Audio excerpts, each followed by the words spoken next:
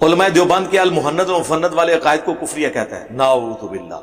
میں نے آج تک کبھی نہیں کہا کہ المحند کے عقائد کفریہ ہیں، ہاں میں نے کہا گمراہ کن ہے، اور شرکیہ اس حوالے سے ہیں جو انہوں نے پبلک کو ڈاکٹرن خود کروائی ہوئی ہے۔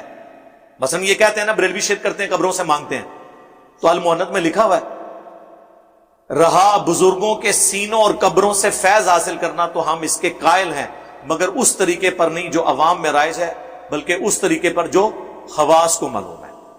تو قبروں سے مانگنے کے قائل ہیں۔ وہ کہتے ہیں نہیں اس کا آپ کو سمجھ نہیں آیا۔ ہم کہتے ہیں چلے آپ ہمیں سمجھائیں نا،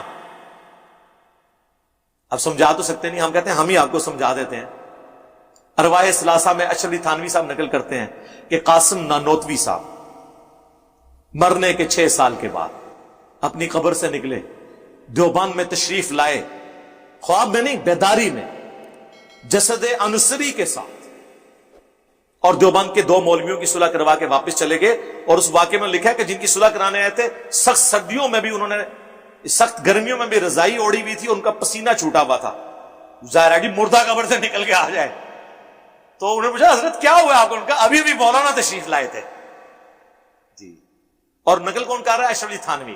انہوں نے باقاعدہ حاشیہ لگایا کہ وہ اصل میں اپنے اس جسم کے ساتھ نہیں آئے تھے جو دفناتے وقت تھا، ایک اللہ نے ان کو نیا جسم دیا تھا، اس جسم سے وہ قبر سے نکل کے تشریف لائے تھے جی۔ فیض دے کے چلے گئے۔ اسی ارواح ثلاثہ میں موجود ہے کہ ایک انہی کے دیوبند کے بزرگ تھے، ان کی قبر کی مٹی لوگ شفا کے لیے لے کے جاتے تھے۔ یہ وہ سارے عقائد ہیں جو بریلویوں والے ہیں۔ اب ان عقائد کا دفاع کراچی والا مفتی کیسے کرے آ کے؟ اس کی اپنی عوام بھی اس کو مارے گی، وہ جو ہر سائز کا ملتا ہے، پاؤں میں پہنا جاتا ہے۔ اور علماء بھی کہیں گے یار یہ کیا، یہ تو ہم نے ایک ڈکوسلا بنایا ہوا تھا بریلویوں سے الگ ہونے کے لیے، تو مانا ہے ادھر۔ تو یہ المحند کا عقیدہ ہے، بتاؤ۔ المحند میں لکھا ہوا ہے کہ رسول اللہ کی قبر کو ہم اللہ کے عرش سے افضل مانتے ہیں، اور دفاع کرتے ہوئے کہتے ہیں نہیں رسول اللہ اشرف المخلوقات ہیں، تو نبی علیہ السلام تو اللہ کے عرش سے افضل ہوئے۔ ہم کہتے ہیں نا، یہ تو آپ نے بات نہیں لکھی، آپ نے کہا وہ حصہ زمین جو حضور سے ٹچ کیے ہوئے، نبی علیہ السلام کو آپ نے اللہ کے عرش سے افضل نہیں کہا۔ یہ کہیں تو ہم آپ کے ساتھ ہیں کہ رسول اللہ سب سے بہترین مخلوق ہیں۔ وہ کہتا نہیں وہ جو مٹی کا ہم نے اس لیے ذکر کیا کہ اس مٹی میں سے حضور پیدا ہوئے تھے۔ ہم کہتے ہیں نا، اس مٹی کے جس حصے سے حضور پیدا ہوئے تھے وہ حضور پیدا ہو گئے، اب جو باقی مٹی ہے وہ نہیں افضل ہو سکتی۔ اگر اس کو افضل مانیں گے تو ساتھ ابو بکر عمر کی قبریں ہیں وہ بھی افضل ہو جائیں گی۔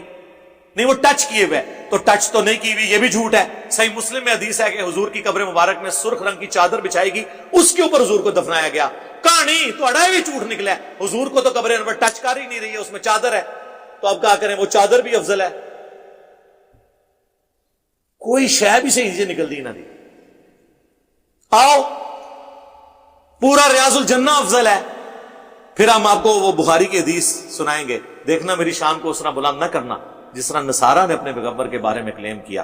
میں اللہ کا بندہ اور اس کا رسول ہوں، مجھے اللہ کا بندہ اور اسے اس کا رسول کہنا، غلوف نہیں کرنا، لا تغلو فی دینکم۔ پھر المحند میں لکھے ہم رسول اللہ کے قبر میں حیات کو دنیا کی سی مانتے ہیں۔ وہ کہتے ہیں دنیاوی نہیں کہا، دنیا کی سی، چلو یہ کہہ لو دنیا کی سی، دنیا کی سی ہے ہی نہیں۔ قرآن تو کہہ رہا ہے وَلَٰكِن لَا تَشْعُرُونَ، تمہیں شہید کی زندگی کا بھی شعور نہیں۔ جب شہید کی زندگی کا شعور نہیں تو نبی کی زندگی کا شعور کون رکھ سکتا ہے؟ دنیا کی سی کدھر ہو گئی؟ دنیا کی سی تو ہو ہی نہیں سکتی،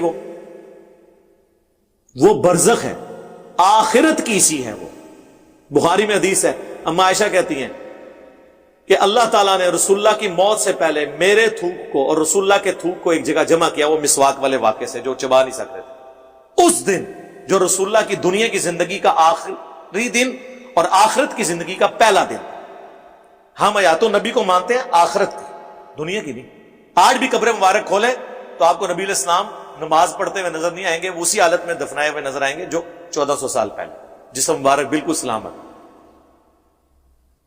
وہ نمازیں پڑھنا بھی جو مسند ابی یعلا میں آیا وہ برزخی ہے، صحیح مسلم میں آیا میں نے موسیٰ علیہ السلام کو ان کی قبر میں نماز پڑھتے ہوئے دیکھا، برزخی ہے، آخرت کا ہے۔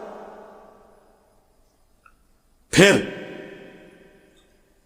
المحند کے اندر جو اسام الارمین میں جن باتوں پہ کفریہ فتوے تھے ان کا جھوٹا دفاع کیا ہوا ہے آپ لوگوں نے۔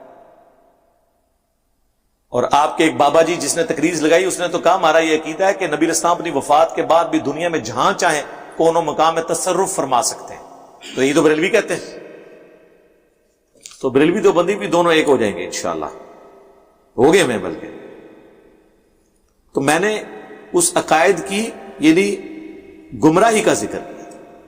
اسی طریقے سے نبی علیہ السلام کے لیے ڈائریکٹ ایکچولی تھانوی نے علم غیب کے لیے حفظ الامان میں کہا تھا. حفظ الایمان کتاب چھوٹی سی کتابچی ہے کہ رسول اللہ صلی اللہ علیہ وسلم کو بھی علم غیب ہے, اور یہ کوئی رسول اللہ کی تخصیص نہیں ہے بلکہ یہ علم الغیب ہر پاگل مجنون اور جانور کو بھی حاصل ہے کہ اس کی بھی چھٹی حصے اس کو آنے والے معاملات کا پتہ چل جاتا ہے.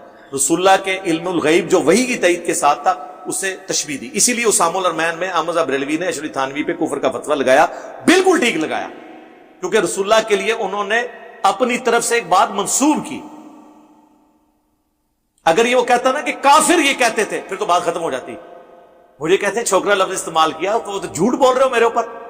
میں نے تو کافروں کے نام, تم نے تو ڈائریکٹ یہ لفظ استعمال کیا کہ حضور کا علم غیب تو جانوروں والا علم غیب ہے, نعوذ باللہ, اس کے ساتھ تشبیہ دی ہے تم نے.